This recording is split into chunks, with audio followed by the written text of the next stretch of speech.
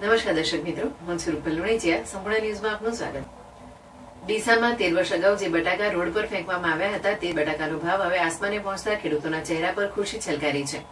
10 વર્ષ બાદ ખેત સિઝનમાં ખેડૂતોને સારા ભાવ મળ્યા છે, ત્યારે આ ભાવ આગામી સમયમાં પણ જળવાઈ રહે તેવું ખેડૂતો ઈચ્છી રહ્યા છે. દેશભરમાં બટાકાના હબ બનેલા ડીસામાં 65,000 થી વધુ હેક્ટર જમીનમાં બટાકાનું વાવેતર થયું હતું. ચાલુ વર્ષે ઠંડી બરાબર નહીં જામતા બટાકાનું ઉત્પાદન 15% જેટલું ઓછું થયું છે, પરંતુ તેની સામે ખેડૂતોને હાલમાં ખૂબ જ સારો ભાવ મળી રહ્યો છે. સતત 9 વર્ષથી બટાકાના કાઢવાની સિઝનમાં જ બટાકાના ભાવ ખૂબ નીચા રહેતા હોવાથી ખેડૂતોને જરૂરિયાત મુજબ નીચા ભાવમાં પણ બટાકા વેચવા પડે તેવી સ્થિતિ હોય છે. જ્યારે અનેક વખત બટાકાના ભાવ તળી જતા ખેડૂતોને સારા ભાવ મળતા ખેડૂતોમાં ખુશી જોવા મળી રહી છે.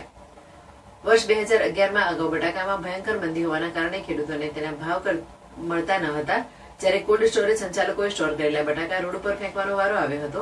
ત્યારબાદ 2-3 વર્ષમાં બટાકામાં થોડી ઘણી તેજી રહી હતી, પરંતુ છેલ્લા 10 વર્ષથી સિઝન ટાણે એટલે કે બટાકા કાઢવાના સમયે બટાકા કોલ્ડ સ્ટોરેજમાં ભરાયા બાદ ભાવમાં વધઘટ થતી હોય છે. પરંતુ આ વર્ષે બટાકા કાઢવાની સિઝનમાં જ ખેડૂતોને ગત વર્ષ કરતા બમણા ભાવ મળી રહ્યા છે.